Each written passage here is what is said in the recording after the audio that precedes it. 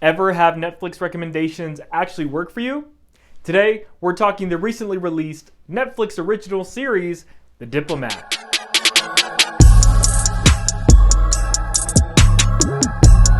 Ayo, what's good? Welcome to The Gist with me, Jared. Carrie Russell stars in the sleeper hit of a series, The Diplomat.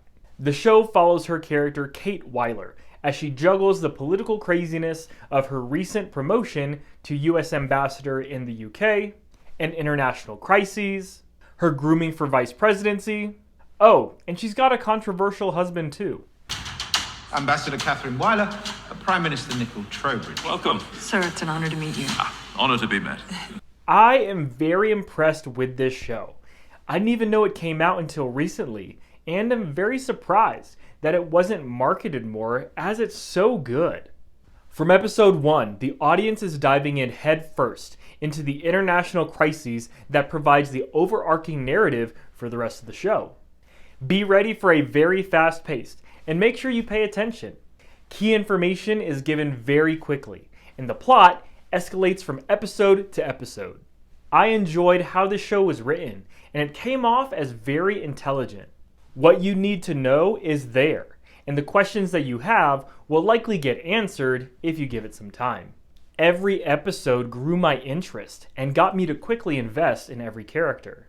Speaking of, I enjoyed the performances all around. The banter and snide remarks got a few laughs out of me, which was pretty refreshing and well placed in an otherwise serious show. Carrie Russell does an awesome job at conveying her character's intensity, expertise, and no-nonsense attitude. I'm supposed to run this place. Thanks to your intervention, I will. Look at f***ing psychotic!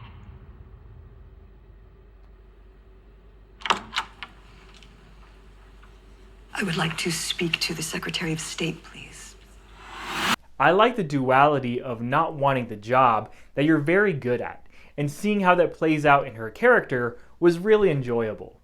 Rufus Sewell does a solid job as her questionable, charismatic, cunning, and conniving husband. There are moments where I wanted to believe in him, but still had reservations on his actual intentions. And another standout of the show for me was Otto Isando. I liked his character as the right-hand man to Carrie Russell.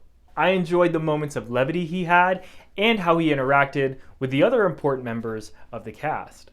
Honestly, the dynamic and interplay between all the characters was awesome. Even though The Diplomat is a political thriller, it doesn't overtly skew to one side or the other.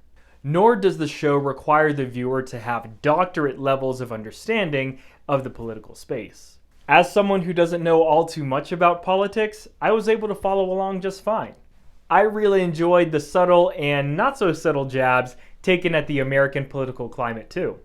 Even though the show is fictional, the ties made to our modern society and recent events of our world made for a really great viewing experience. It made the show very believable and brought a sense of realism to the things we were seeing play out. The only thing I didn't really like was the romantic subplot.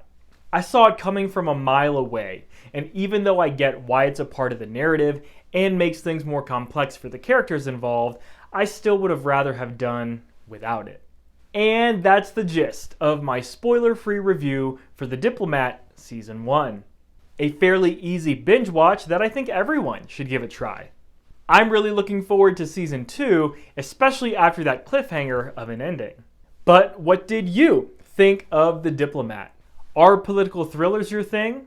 What's another one of Netflix's recommendations that actually worked for you? Hit me up, let me know your thoughts in the comments down below. I'll catch you next time on The Gist.